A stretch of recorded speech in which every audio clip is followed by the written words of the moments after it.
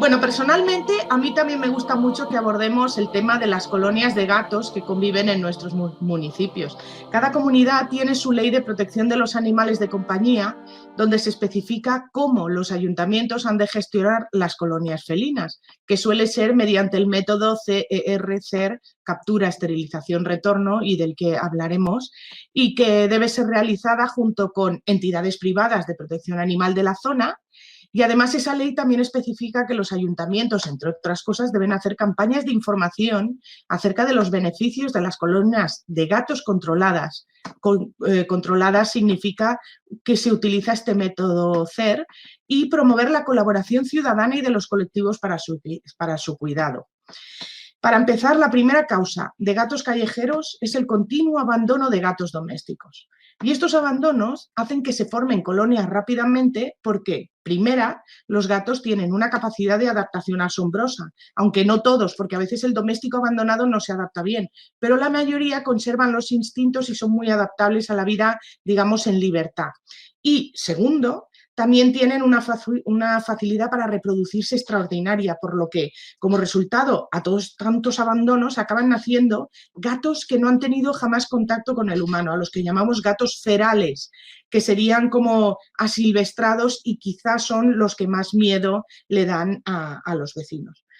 Pero no hay que perder de vista que nosotros generamos el problema con nuestra inconsciencia y lo más noble y compasivo debería ser permitir que esos animales desarrollen su vida sin interferencias en el lugar en el que ellos decidan, puesto que no son animales sin hogar, sino que su hogar pasa a ser el territorio que han escogido para vivir. Pues como ha dicho Garbiñe, nosotros ocupamos mucho espacio que transformamos en espacio artificial, pero no hay que perder de vista que sigue siendo la naturaleza. Los gatos son extremadamente territoriales y más que ningún otro, el feral considera que su territorio es su hogar. Sin embargo, como ha dicho Garbiñe, algunos ciudadanos, un poco por un vestigio, esto es mi opinión personal, o un resto de superstición heredada de tiempos pasados hacia el gato, que aquí podríamos estar hablando del miedo que decía Garbiñe, o también por preocupación por problemas higiénicos sanitarios, que aquí quizás estamos hablando del asco del que hablaba Garbiñe.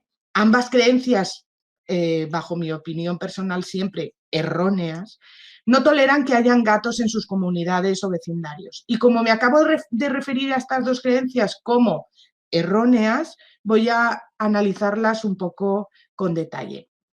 La primera es ese vestigio de superstición. Se sabe que en Europa, a principios de la Edad Media, la gente ya tenía gatos como mascotas, pero también un poco por reducir la población de ratas y ratones, y que esta costumbre venía de Egipto y su adoración por estos animales a los que veían como dioses. Aunque se dice que estaba prohibido sacar de Egipto en su época ningún ejemplar y sin embargo calculan que por el año 3000 a.C. unos griegos pues, lograron sacar ilegalmente gatos y ese fue el inicio de la población de gatos domésticos en Europa. Sin embargo, se sabe que a principios del siglo XIII, en plena Edad Media, dicen que el Papa Gregorio IX declaró que el gato era una criatura diabólica y se dice que esto fue lo que desembocó en una masacre de gatos, aunque fuera o no el causante el Papa, lo que sí que es cierto es que ese siglo fue el principio de una era muy difícil para los gatos. Cuando la peste negra arrasó en Europa a partir del siglo XIV, probablemente se debió conceder a los gatos un indulto porque se consideraban beneficiosos por el importante papel del control de ratas y sus pulgas, así que durante un tiempo les fue mejor. Pero durante la época de la Inquisición española, un siglo después, aquí sí que se sabe seguro, el Papa Inocencio VIII condenó a los gatos como una representación del mal y miles de ellos fueron quemados. También aquí empieza el periodo de persecución sistemática a las brujas en toda Europa y el gato se convirtió en un objeto de superstición y se le asoció con el mal. Se creía que los gatos estaban dotados con poderes de magia negra, que eran compañeros de las brujas y quizá la encarnación del diablo. Algunas de las supersticiones de entonces sobre los gatos han sobrevivido hasta el presente, como creer que cruzarse con un gato negro trae mala suerte. De todo esto hablamos ya en el 12º programa, ¿no? El del gato negro. Pero mi pregunta es, ¿por qué se creyó que los gatos estaban dotados de poderes? Hoy se sabe que los gatos y los búhos son los animales que poseen una de las energías más limpias y espirituales. Los animales no solo son representaciones de atributos de la conciencia que vienen a ofrecerse a nosotros como maestros y por esto nos traen mensajes, como ya he dicho en muchos programas.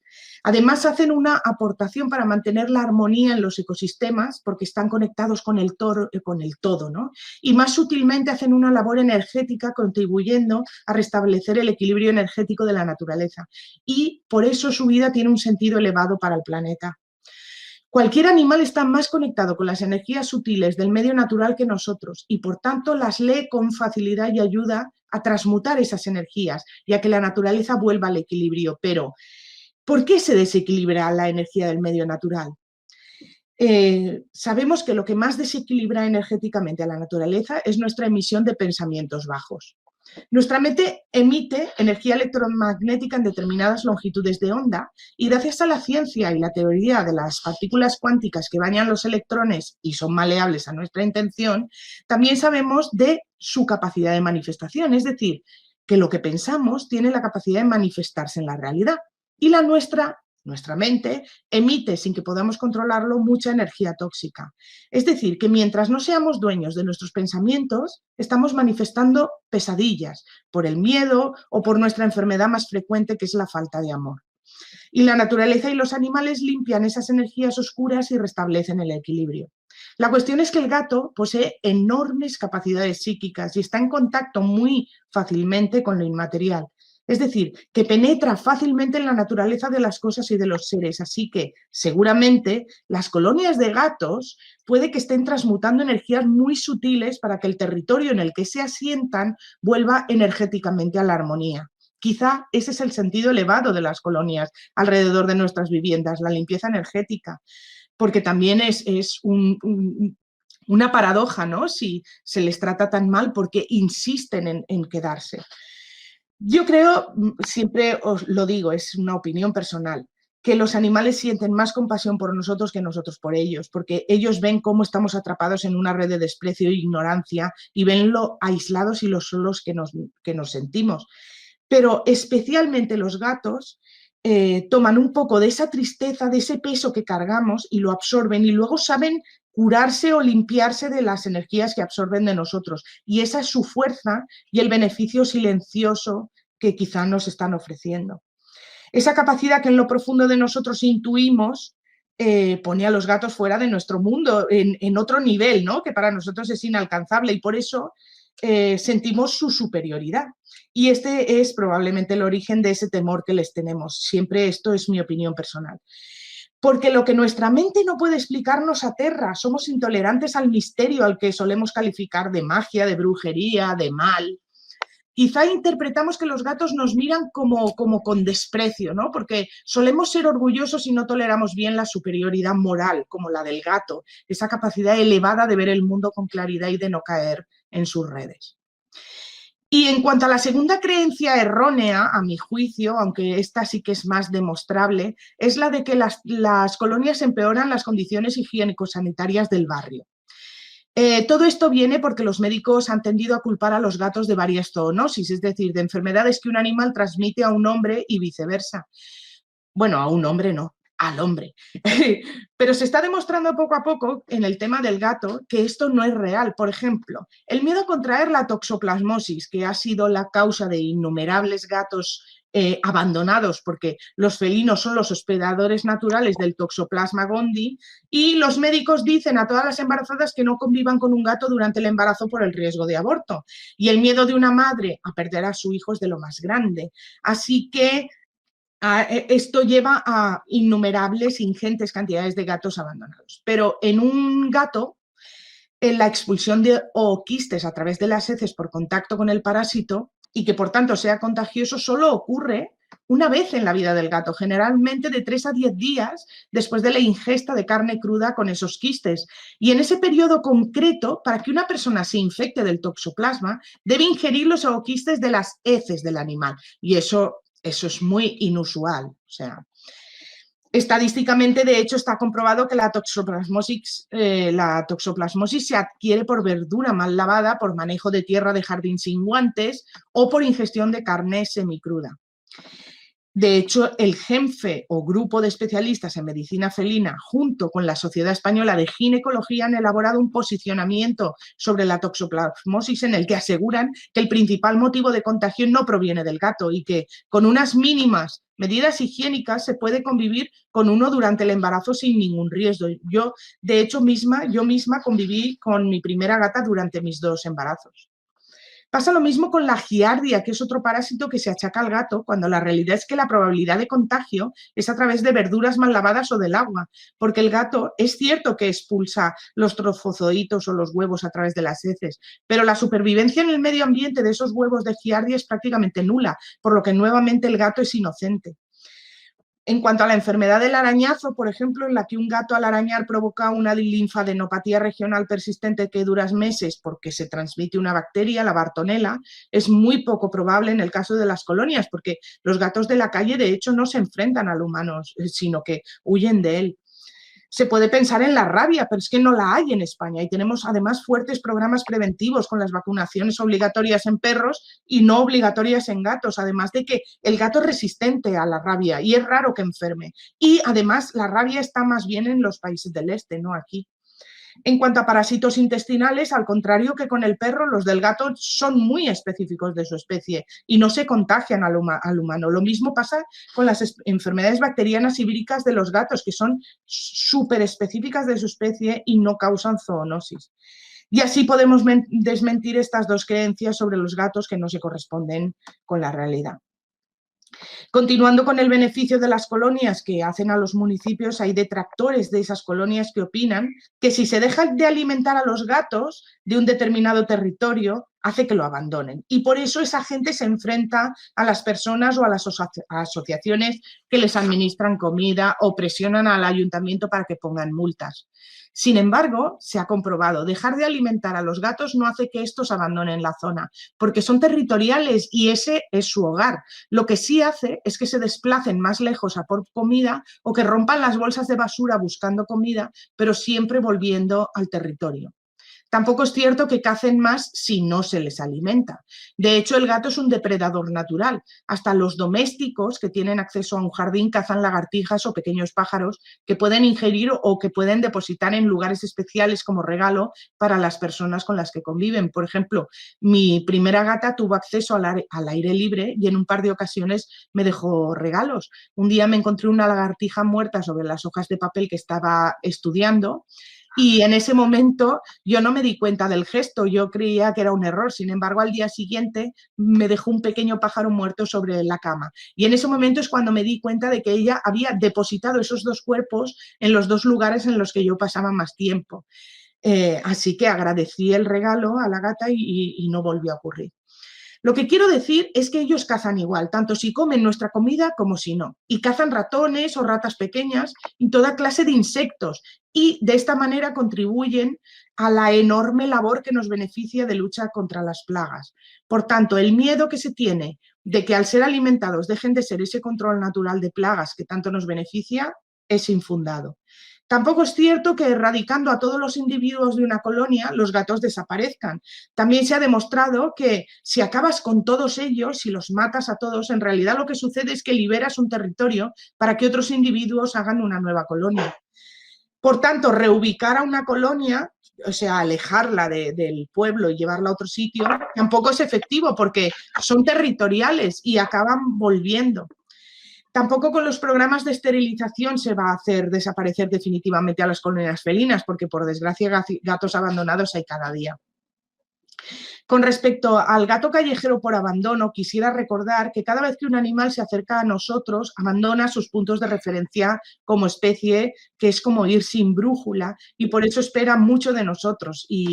Y adoptar a un animal, además, es como hacer una promesa de amor. Y a partir de ahí, un abandono es una traición a la confianza ciega de amor que el animal depositó. Y eso es nuevo para él como animal, porque es la primera vez que experimenta una fractura así de las leyes naturales. Y él lo vive como algo doloroso, porque entra en contacto con lo perverso que hasta ahora no conocía y que no puede comprender, porque está fuera de esas leyes, ¿no?, que seguía. Y hay mucha confusión. Y bueno, lo recuerdo por poner un poco de conciencia de nuevo en este tema. Por último, se cree que un gato feral o silvestre enferma mucho más que uno doméstico. Sin embargo, ningún estudio indica que eso sea cierto, porque la incidencia de enfermedades es la misma en un gato de la calle que en uno de casa. Lo que sí es más baja es la esperanza de vida de un gato de la calle.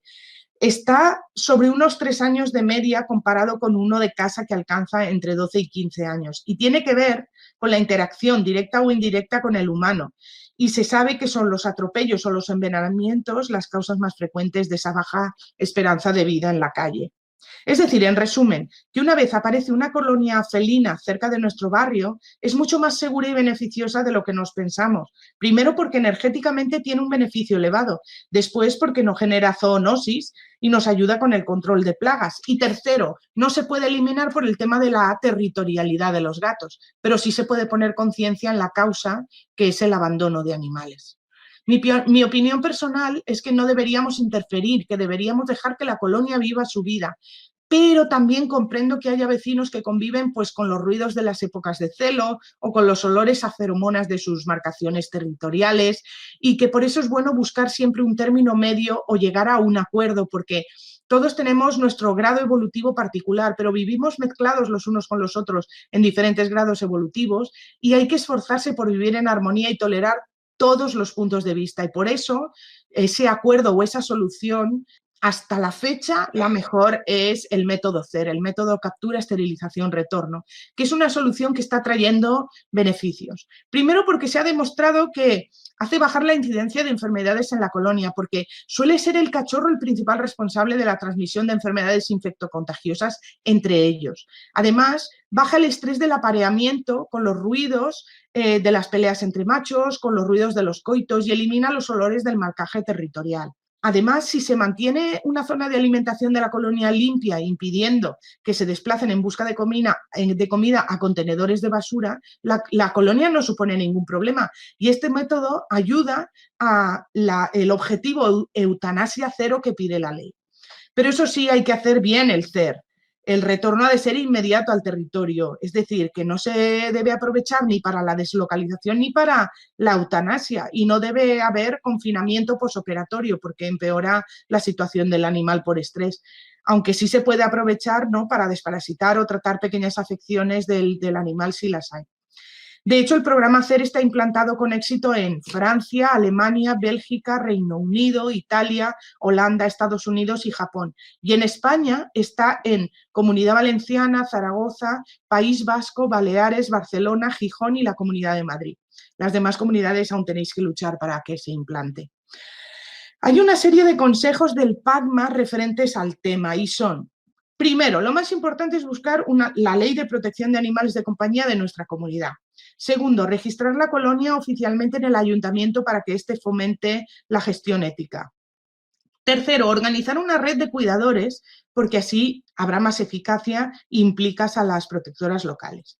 Cuarto, el pienso siempre seco, porque es el más higiénico y más seguro para que ningún vecino se queje de suciedad, de mal olor o de basura esparcida.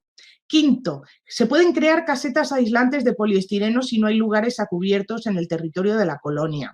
Sexto, acudir a alimentarlos a horas de menor concurrencia para que estén más confiados y menos estresados los gatos. Y séptimo, proponer al ayuntamiento el método CER si no lo ha puesto aún en marcha, porque como ellos dicen, los del PACMA, cuidar no es delito. Creo que la clave en realidad está en aprender de cómo los animales viven su vida, lo digo siempre y lo diré 1000 veces. Ellos nos enseñan a amarnos y a amar a todos los seres y respetar sus procesos. Ellos nos enseñan a buscar qué amar en cada ser o qué amar en cada situación y por eso antes de emprender acciones lo primero es que hay que escucharse para averiguar desde dónde se emprenden, ¿no? Si es desde el miedo, desde la carencia afectiva o desde una creencia rígida, es mejor primero intentar conectar con nuestro corazón y soltar esas creencias, esas interpretaciones, ¿no?, con códigos humanos de las cosas y tratar de elevarse para ver la situación con perspectiva, porque todo tiene un sentido elevado y desde esa posición es más fácil apreciar el amor que nos rodea.